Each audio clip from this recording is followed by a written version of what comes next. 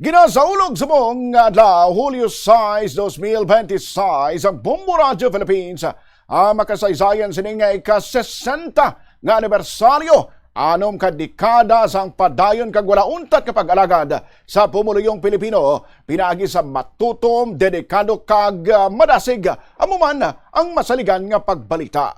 Halin sang natuko din isang Hulyo 6, 1966 ang visionary founder nga si Don Marcelino M. Florete Sr. kag subong sa pagpamuno ni Dr. Rogelio M. Florete ang chairman sang Bombo Radio Philippines. Nag-uswag ang Bombo Radio halin sa isa ka istasyon pakadto sa pinakamaligon kag pinakamasaligan nga radio network sa Pilipinas. Sa karon mayara ini sang 32 kabugos nga digitalized AM kag FM stations sa 25 ka pangunang nga syudad kag probinsya sa bugos nga pungsod.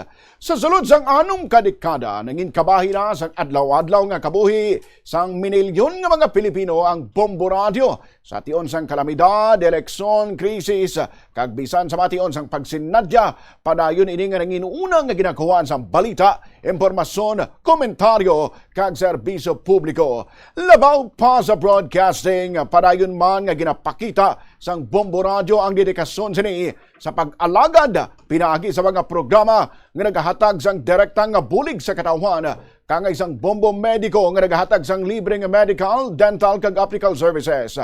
Dugong Bombo ang nationwide bloodletting campaign kag Bombo Music Festival nga nagapaligon kag nagasuporta sa original Filipino music. Madamo man sang dungog kag pagkilalang nabaton sang Bombo Radio Philippines.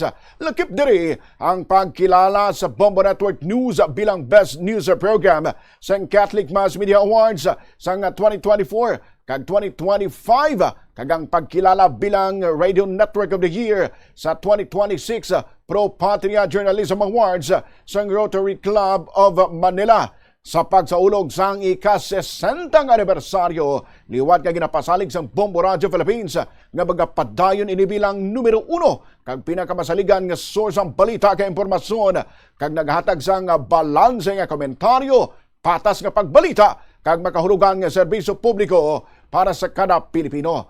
Sa sulod sang 60 katuig, isa lamang kangalan ang padayon nga kaupod sang pumuluyong Pilipino ang Bombo Radio Philippines.